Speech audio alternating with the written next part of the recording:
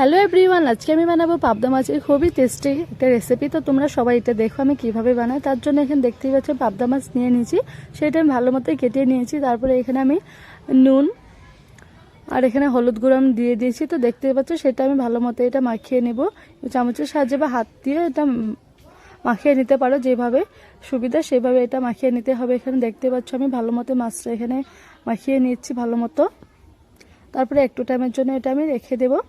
তো অন্য সাইডে আমি দেখতে পাচ্ছ কড়াই সর্ষের তেল বসিয়ে দিয়েছি। সর্ষের তেলটা গরম হয়ে যখন হয়ে গিয়েছে তারপর আমি এখন পাবদা মাছগুলি দিয়ে দিচ্ছি। এটা একটু টাইমের জন্য ভেজে নিতে হবে।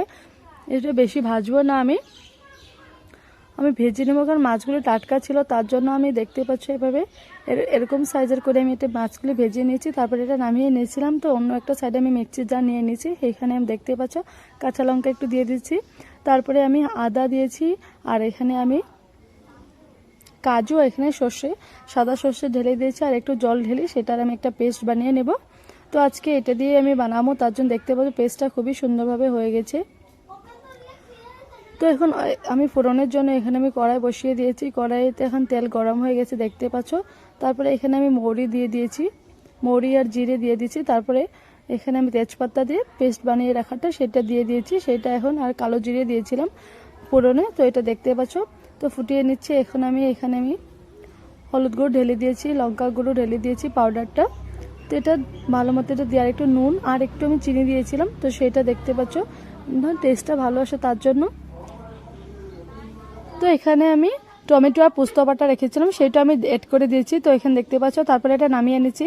তো একটু ঘন করে নেবে এভাবে দেখতে পাচ্ছ। সে নাড়িয়ে চাড়িয়ে মশলাটা যত কষাবে তত টেস্ট বাড়বে, তার জন্য দেখতে পাচ্ছ মশলাটা কষানো হয়ে গেছে। তো এখানে আমি জল এড করে দিয়েছি। জলটা একটু আমি মাখা মাখা বানাবো তার জন্য অল্প পরিমাণে দিচ্ছি। দেখতে পাচ্ছ জলটা যখন ফুটে গিয়েছে তো আমি মাছগুলো একটা একটা করে সবকটা এখানে আমি ঢেলে দেব।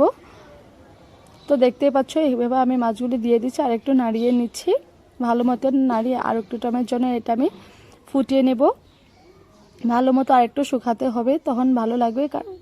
তো এইভাবে দেখতে পাচ্ছ মাছটা খুবই সুন্দরভাবে ফুটে গেছে দেখা যাচ্ছে। তো আমি তোমাদেরকে একটু দেখাচ্ছি ভালো মতো। তো এইভাবে দেখতে পাচ্ছ মাছটা খুবই টেস্টি হয় পাবদা মাছটা। তাও এখানে দেখতে পাচ্ছ আমার তৈরি হয়ে গেছে পাবদা মাছের তরকারিটা। তোমাদের কেমন লেগেছে তো সেটা আমাকে অবশ্যই কমেন্ট করে জানাবে। এটা তো গরম ভাতের সাথে খেতে তো খুবই টেস্টি লাগে। তোমরা অবশ্যই এটা একবার ঘরে ট্রাই করে দেখতে পারো।